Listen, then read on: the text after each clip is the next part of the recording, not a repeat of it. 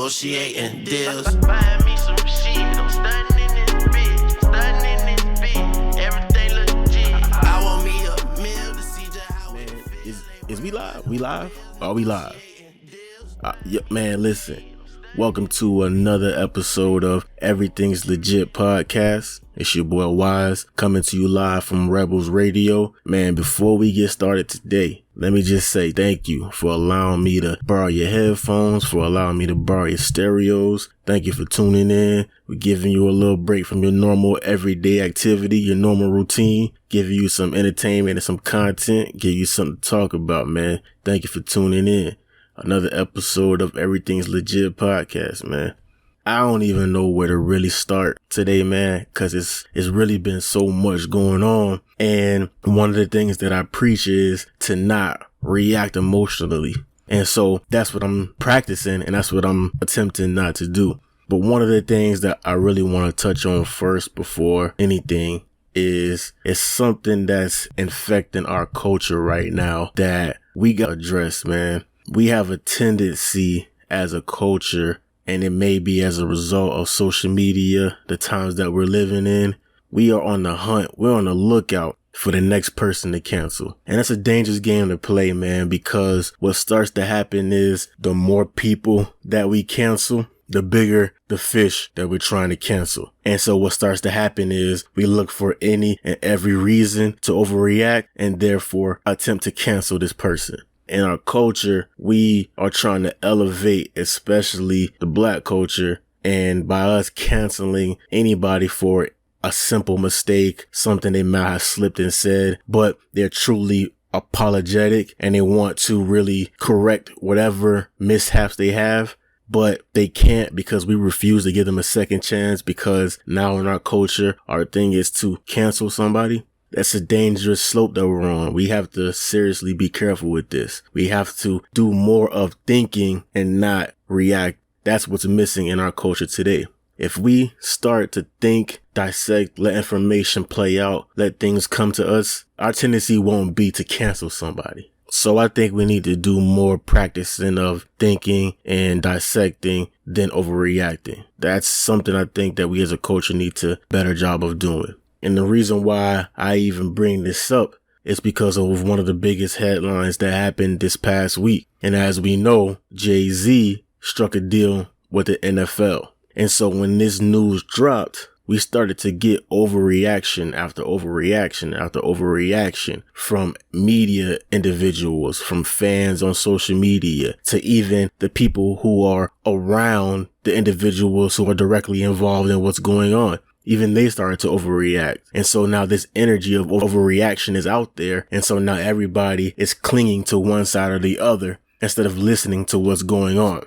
As we know, Colin Kaepernick has been blackballed by the NFL intentionally for the past 3 years. Colin Kaepernick took a stand on the NFL stage in the name of social justice. He wanted to bring awareness to what was going on in his community, and that was affecting individuals that looked like him. Black boys, black men getting unjustly murdered in the street by individuals who were supposed to be representing the law. But instead, they're pushing a racist narrative. So what Colin Kaepernick decided to do was take a stand on the field, to kneel during the national anthem, and to protest. And that protest was to bring awareness to social injustice. The result was Colin Kaepernick was eventually fired from the NFL and banished. They blackballed him. They wouldn't give him another opportunity because of what he kneeled for. He sacrificed his living in order to bring awareness to situations of social injustice. And there's no way around that. Without Colin Kaepernick kneeling on that field, we wouldn't be here right now discussing this. He is the intricate part of all of this, his actions. And so we can't ignore that. We can't deny that. And so by Colin Kaepernick losing his job and being blackballed and banished by the NFL collectively, slowly that became the story. It went from the reasons why he kneeled to the results of him kneeling. Now, some would call that a distraction. And some would say that's exactly what the NFL wanted, because the NFL is 32 white men who own it, and they don't care about social injustice. And so any negative light on the NFL, they're trying to get rid of it. And so when the story changed from Colin Kaepernick is kneeling for social injustices to Colin Kaepernick is now blackballed and no longer in the NFL, and now we're trying to figure out how can we get him back in. Who knows if that's what they wanted, because it didn't bother them that it was no longer on social injustice. And so what started to happen was the fight for Colin Kaepernick became, let's get him back in the league. And that became part of his message. And so he had a twofold message. He wanted to bring awareness to social injustice, which is what he did by protesting. But now as a result, his second aim was to get back in the NFL. Let me get a shot. I'm a skilled quarterback. I took my team to the Super Bowl. I was right there about to win it. I can lead a team. I fit today's offenses. Let me get a shot. That became his new message. He had individuals that protested with him. Eric Reed, Kenny Stills. These are NFL players who believed in his message, and they also stood and protested with him.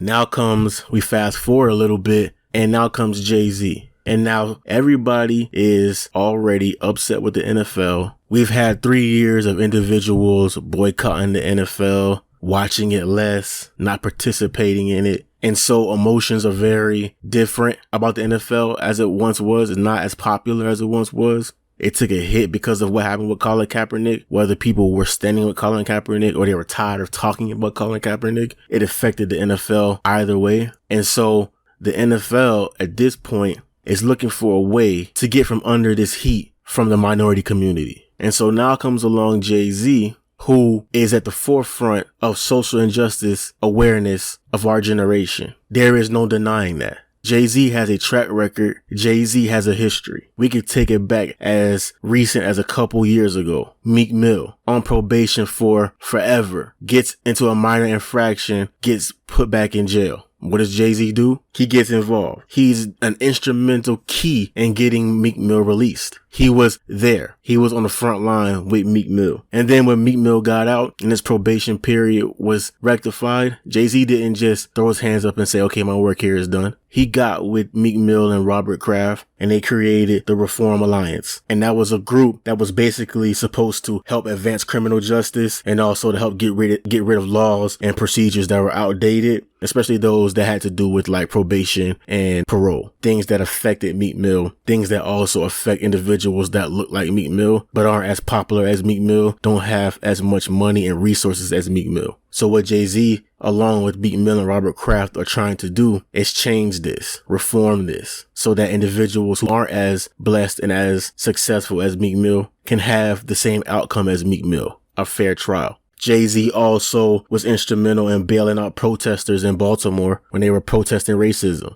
He was right there bonding them out because they were being wrongfully arrested. We could take it back a little further than that. When 21 Savage was arrested, Jay-Z didn't sit back and watch it happen. He was arrested by ICE. He was about to be deported. What did Jay-Z do? Got involved. Made sure that 21 Savage had the best of lawyers and also made sure that he was taken care of throughout the whole process. Jay-Z took care of everything. Legal fees, lawyers, up until he was released. Jay-Z has the Sean Carter Foundation, which gives millions of dollars in scholarships to underprivileged students. Those who have a vision, a goal, a dream of being something, but they don't have the resources or the money to do so. So Jay-Z creates this scholarship so that they may have an opportunity. We look at the awareness work that he did when he was creating or helping create documentaries. The Trayvon Martin documentary, the Khalif Browder documentary. These are boys, black boys who were wrongfully murdered. And instead of sitting back, Jay-Z is helping bring awareness to it so that hopefully in the near future, we can eliminate such senseless acts because it shouldn't happen, especially to our black boys.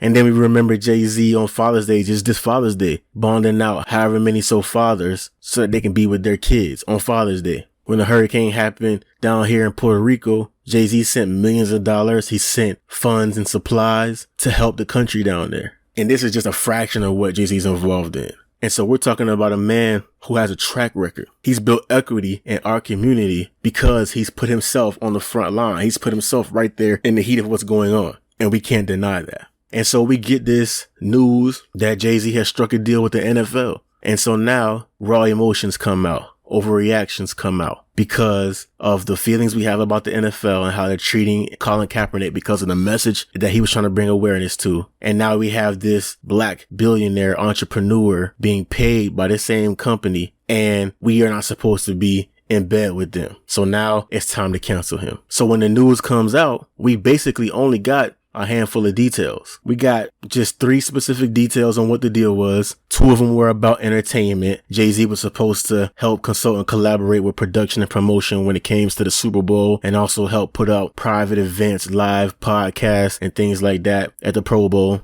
But that 3rd detail is what is most important, and that's Jay-Z helping amplify the NFL's Inspired Change program, which is a platform for NFL players to get on to bring awareness to social injustice. And so we get these handful of details, individuals overreact. We had prominent media figures, we had prominent radio hosts, social media, everybody just piling on. And throughout the day, it got worse and worse and worse, because now instead of individuals reading up on what's going on, now they're just reacting to what everybody is reacting to. One person reacts, we all are going to react. And so what starts to happen is Jay-Z loses all benefit of the doubt, because now at this point, anything that he's did in the past, nobody's talking about. Nobody's even bringing up in conversation. Nobody's talking about how he has been the face of social injustice of our generation. Instead, we label him a sellout, and we say that he's taking advantage of the Colin Kaepernick situation. And then one of the reasons why is because he didn't call Colin Kaepernick beforehand. We do have to put things in the proper perspective and think about things correctly. Colin Kaepernick had a endorsement deal with Nike, 2011. He signed an endorsement deal. Nike had no idea what to do with Colin Kaepernick. He was sitting on ice. And then Colin Kaepernick protests. He gets banished and blackballed from the league. His image, his name, everything about him spikes up. The attention on him spikes up. And now all of a sudden,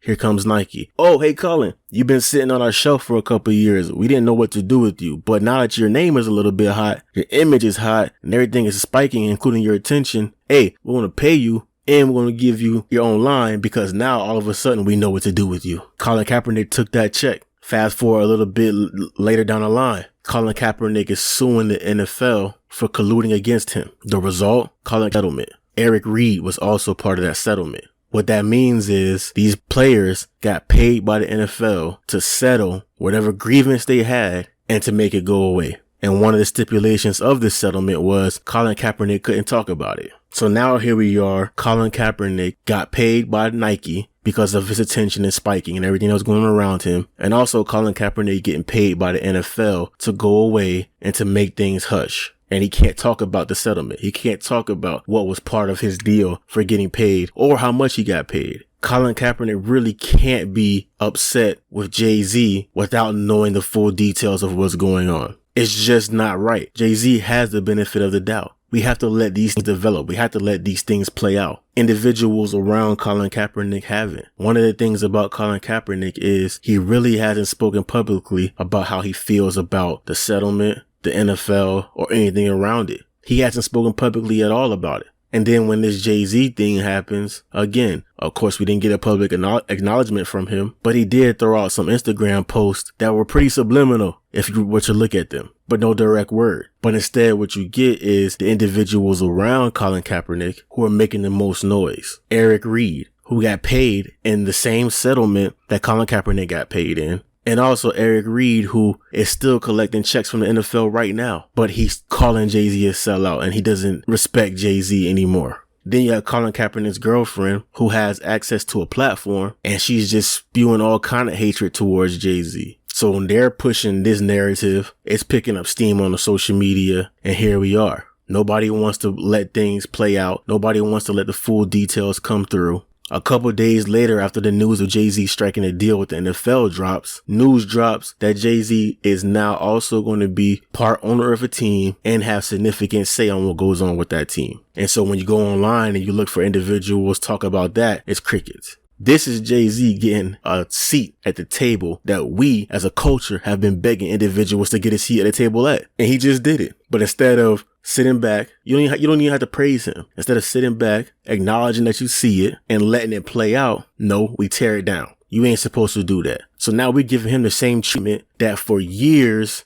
the table that we've been trying to sit at, the individuals who've been sitting there have been giving us. We're not even understanding. We don't pay attention. We're not patient. We're not letting things play out. We just react. Jay-Z is a businessman. Jay-Z is also a billionaire. Jay-Z did not get there by accident. And so what starts to happen is when we see the business side of what's going on, when we see him making money, when we see him getting a check, the negativity sets in. Oh, he's getting paid to tell us to be quiet. Oh, he's getting paid to tell us to stop protesting, instead of us seeing the bigger picture. We've seen Jay-Z play chess moves before in business. When we have somebody at the table who we trust, somebody whose track record that we've seen, we have to give them the benefit of the doubt. And when we have an individual who is trying to be public with it, we got to give him the benefit of the doubt. Roger Goodell and Colin Kaepernick coming together and having a press conference and answering questions openly and honestly, that was a vulnerable move. Press conference lasted about an hour, and there were some pretty tough questions in there that Jay-Z and Roger Goodell had to answer to. And so during this interview, he actually gets asked about individuals who are ignoring his past work or are not acknowledging what he's done. And he answered the question honestly. From a hip hop point of view, I remember you once said to Nas, you're trying to get knowledge. And since then, we've seen you change and evolve. And I think people forget about that to some extent. I remember the water initiative in Africa, Sean Bell, et cetera, et cetera. How do you address people who may have those short-term memory issues, or do you care? I just got to do the work. That's the only thing that quiets that. Like this, we can go back and forth and have different perspectives of what we believe should happen, right? This should happen, or it should be like this, and this person should be involved. How can it go forward if this person isn't involved? All these different things that we can talk about, speak about, but no one can argue with the facts. No one can argue with the work. So I just got to do the work. And again, I'm familiar with this position. So to me, he answered that question clearly and plainly. I mean, it didn't get any clearer than that. He said he accepts the challenge. He's ready for the work. And so when you hear things like that and you see his track record, how can you not add that together and give him the benefit of the doubt? You go on through this interview, and another interesting question that he was asked was, how does he view success? What he's saying, what was exciting for us as well is what we're saying, all those other initiatives, Rock Nation, Drew Up, and these guys agreed to, which you have to give credit for that. Inspired Change already existed.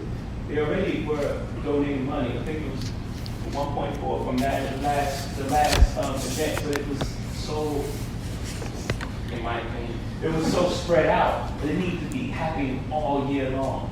It's not just happening around a Super Bowl event. It couldn't be like one event a year. It had to happen all the time and throughout the whole year. So things are happening every day. Like we were creating philanthropy organizations for our players and realize, no, things are happening every day. We need a separate, which is Team Rock. This is Donnie, I keep pointing to her. No, we need something that happens every day because there's things happening all over this country and it's a lot of turmoil. And I think that we all have a responsibility just to push it forward. Like, it's good to have, conversations about it. That's great. We have to bring awareness to it. So I'm not knocking the conversation. I actually welcome the conversation. I want to be held to a higher standard. I'm not even going to say higher standard. I want to be, I want to be held accountable for what I'm doing. Right? It keeps me sharp. Let me know that I can't play around. I have to do what I said I'm going to do. I'm self-motivated, so that's fine. The extra pressure is fine too. What I'm saying is, things are happening all the time, and we are going through a tough time. And the NFL platform for us, what was exciting for us, Inspired Change is already happening, and the NFL has a huge platform. And we can use that huge platform, and we see it happen. Like when J.J. Watts, came to the aid to everybody in Houston, the whole world forgot about all the turmoil they had. The NFL, oh, that's a great thing. That's a fantastic thing. And if you can use that platform to do that in different areas, then it's a home run. That's the success. I think someone asked me what I would view success. That's the success for me. He clearly states what he thinks success is for what he's trying to accomplish. I mean, that's action. One of the things that he kept stressing in this interview was Colin Kaepernick brought awareness. He was needed, but the goal isn't to get Colin Kaepernick's job back. And so for individuals who are mad at Jay-Z because he's making this deal with the NFL and Colin Kaepernick doesn't have a job yet. So was that more important than making change for social injustices? Because that's exactly what you're saying. If you're blaming Jay-Z for taking a job, for taking an opportunity without Colin Kaepernick getting a job. And Jay-Z kept stressing that during the press conference, that it's not about Colin Kaepernick getting his job back. Colin Kaepernick kneeled. He wanted to bring awareness to social justice, injustice, and that's what he did. And so now what? Now that the attention is being brought, now that we're here, we have to do the next step, which is action. So if we need that action, if we need somebody to act, why not the guy who's been the head, the look, the face at the forefront of bringing awareness of our generation? Now, if we're being honest, there is one particular question that was asked of him that you can nitpick and you can have an issue with. And that's your preference if you want to, and you could, if that's how you listen to it. If you listen with the ears of wanting to find something wrong with it, you could have. They asked him about would he kneel or would he stand? With the conversations you've had, the frankness and the seemingly open dialogue, sorry to put it this way, but would you kneel or would you stand? What? Would you kneel or would you stand? I think we passed kneeling. I think it's time to go into actionable items. Do you want people to stop kneeling or no? No, I don't want people to stop protesting at all. Kneeling, I know we're stuck on it because it's a real thing, but it's a form of protest. I support protests across the board. We need to bring light to the issue. I think everyone knows what the issue is. And we're done with that. Everyone knows what the issue is. You know what the issue is? You know why we were kneeling? Police brutality. Okay. Yeah. Do you know the issue? Yeah. Yeah. Do you know the issue? Yes. We all know the issue now. Okay, next. Where are we moving on next? And I'm not, again, so to be clear for the room, I'm not minimizing that part of it because that has to happen. That's a necessary part of the process. And now we all know what's going on. What are we going to do? How are we going to stop? Because the kneeling was not about a job. It was about justice. Let me bring attention to it, justice. Everyone's saying, how are you going forward? Cap doesn't have a job. This wasn't about him having a job. Right? That became part of it. That became part of the discussion. He was kneeling to bring attention to injustice. You know what it is. Now, how do we address that injustice?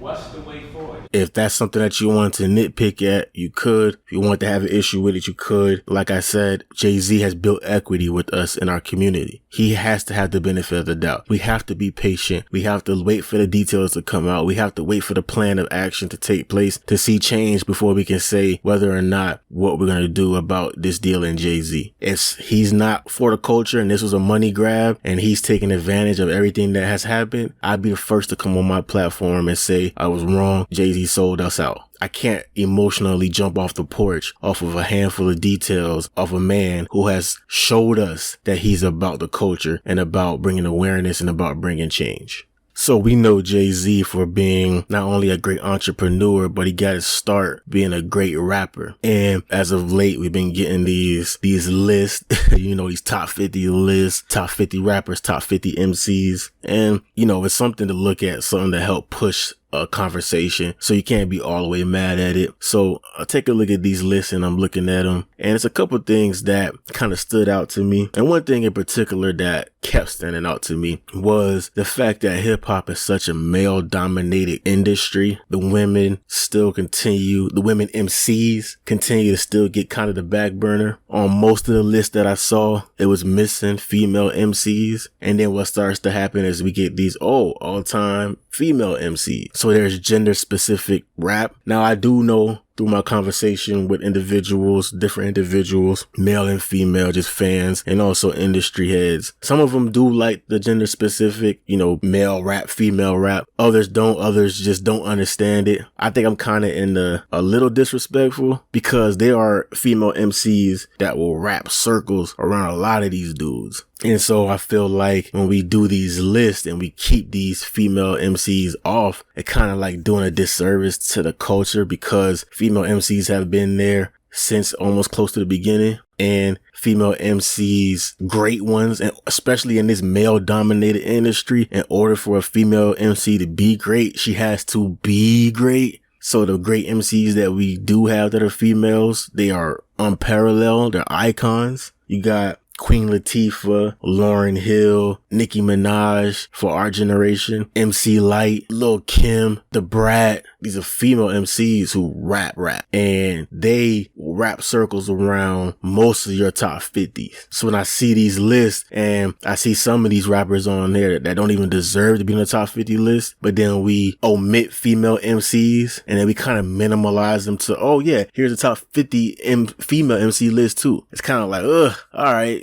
I kind of want to see where people rank female MCs amongst just other great MCs. We don't really get that. But like I said, it was some individuals who like it. I'm just of the mindset of, all right, let's put everybody together, put everybody in the pool. Or we have a Royal Rumble of rap. Who come out on top? It's some female MCs who I look at and I give them way more of a fighting chance than these male MCs. When we look at the landscape of today, female MCs are in a healthy place. It is such a great time for them. It's such a variety of flavors that you can get in female rap. You can get anything you want just like you can in male rap. And it's beautiful to see because there's talent on both genders. When you look around the landscape today, you got the City Girls, Cardi B, Nicki Minaj, Meg Thee Stallion, Rhapsody, Gabby the Queen. I mean, you got anything you want down the line. You got trap rap, you got stripper rap, you got talking that game rap for the females who like that. You know what I'm saying? You got all of that. And it's a beautiful thing to see this variety of rap that's happening in our culture,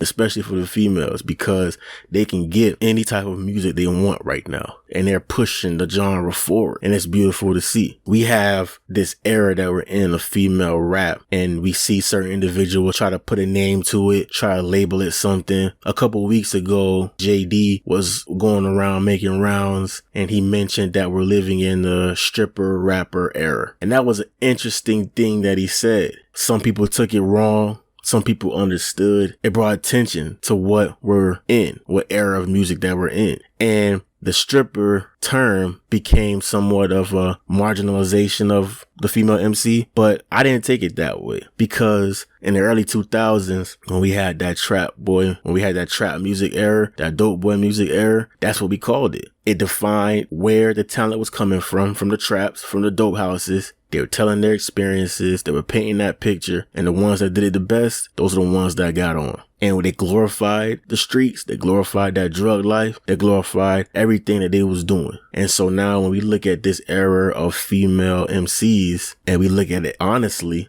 their trap is the strip club. This is exactly where they're coming from. They're coming from the strip club. These women are in the strip clubs. And as we know, strip clubs are where records break now. That's where you can get your play at. That's where you know if your song is hot or not, if it's getting played in the strip club. So these women are around it. They're around A&Rs. They're around musicians. They're around DJs. So they know and they hear what it takes to make it. And so what they're doing on their hustle is they flipping this dancing into making music and to making money and to making a better life for themselves. Same thing these dope boys, these trap boys was doing back in the early 2000s. That's what the females are doing now. So when it's labeled stripper rap and some are taking it the wrong way, sit back and just think about where these women are coming from, these female MCs are coming from, and where they're getting their topic of discussions from. There's nothing wrong with that. So although I do understand that JD could have used better terms, could have worded it differently, kind of understand where he was coming from. I don't agree with the way he worded it, but this era that we're in, that's the hustle that's going on. That's what the hustle that these female MCs are coming from. And it's a dope thing to see them use the adversity, flip it, and come out the other side.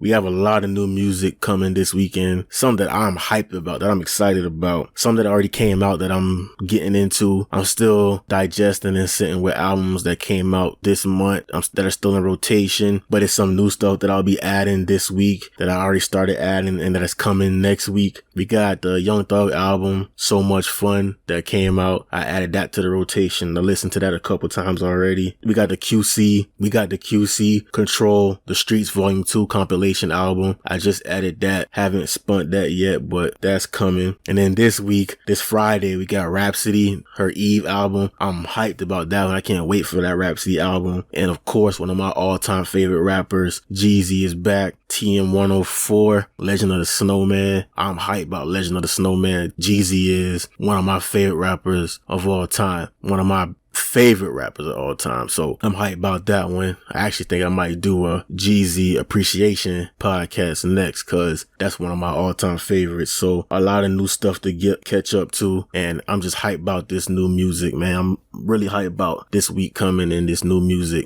One of the things that I talked about last week was about the DJ and how some of these older DJs are just standing in the way, especially on radio. They're not letting these younger DJs get the opportunity. So they're holding these radio spots hostage. So we know that hip hop is a young man's game and we have to be in tune with the youth. So one of the things that's made popular by the kids is you have to have a viral moment, and that's how you get attention. That's how you get streams. That's how you get hits on the internet.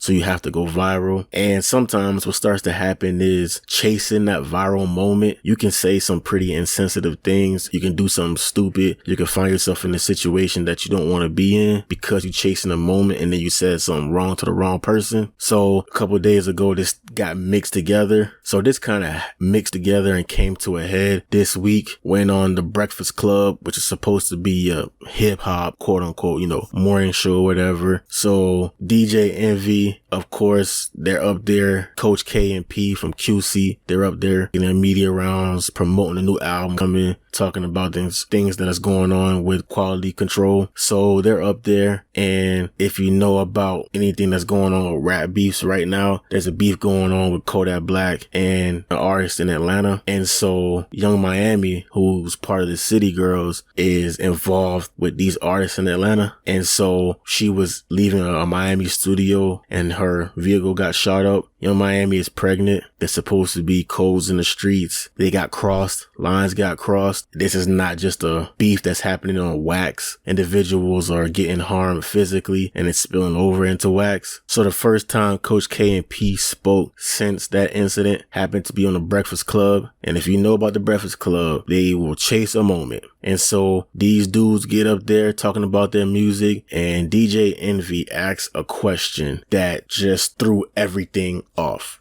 So what was more of a shock? When her car got shut up or her being pregnant? Had to be her being pregnant.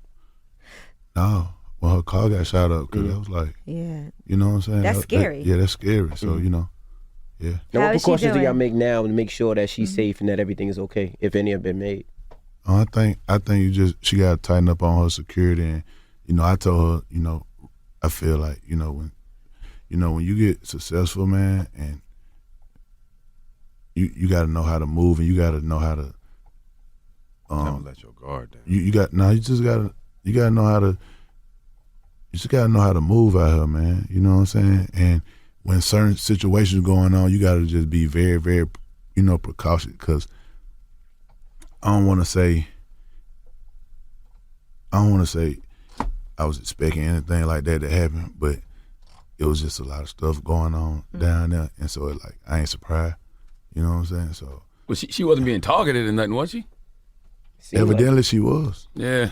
You know what I'm saying? If you was seeing the video and you see the way P looked at Envy, it's like, why would you even ask something like that, man? That's a no-brainer. We know what was more important. We know what was more shocking. We know what touched us more. Her life and the baby's life was in danger. So how could you even compare the two? What in your mind came up to made you say, well, let me ask this question to these dudes? And it took everything in Coach K and P. To me, it looked like not to say something to Envy. These is real street Atlanta dudes. They're all about respect. So they come up there, they're giving you their time, they give you the information. That's what you do. And it was a messed up situation, because when the blog sites start picking up the clip, DJ Envy's own host mates, Charlamagne, jumped in the comments and was like, I don't even know why they let DJ Envy talk. He knew it was a dumb question to say. And if you listen to the Breakfast Club lately, it's a weird energy going on between the three of them. but we gotta protect our culture, man. And I kind of do understand part of it is because we don't have true hip hop morning, afternoon, evening shows. That it's kind of hard because we're craving that type of content, that type of material. So anything that's labeled hip hop, we tune in. So we got to get back to the quality of it. We got to hold people accountable. You can't just go around asking questions like that and expect nothing. Like, would you want somebody to ask your daughter that question? And so we got to hold these people accountable. We got to hold radio stations accountable. We got to hold DJs accountable no matter how much of an OG in the game they are. And DJ Envy is an OG. DJ Envy is a cool individual off the mic. He's come down to Miami a couple times and we've seen him around. We've seen him at private events and studios and stuff. And he's always giving us game, always bigging us up. And he always take a listen to our music and tell us what's going on. So we can't take that away from him. But this particular question and the way that you worded this about this situation, come on, man. We got to do better. We got to hold ourselves accountable, man. I appreciate each and every one of you tuning in to me today. Don't forget the new music coming this week. I can't wait for that Jeezy. I can't wait for that Rhapsody to drop. Some real rap music. So look out for that. I appreciate y'all tuning in this week. Thank you for letting me borrow your stereos. Thank you for letting me borrow your headphones. Stay safe out there this weekend. Enjoy the weather. And until next time, Rebels, I bid you adieu. Like, what you thought? I was just sitting back, not rapping, nigga? You think niggas ain't get better? Like, what you said? I want me a meal to see just how it feel. Ain't worried about no bills, negotiating deals. Buying me some shit, I'm stunning in this bitch, everything legit. I want me a meal to see just how it feel. Ain't worried about no bills, negotiating deals. Buying me some shit, I'm stunning in this bitch, everything legit. Hey, I'm about biz, money where my mouth is, spliffy where my mouth is, smelling like ounces, but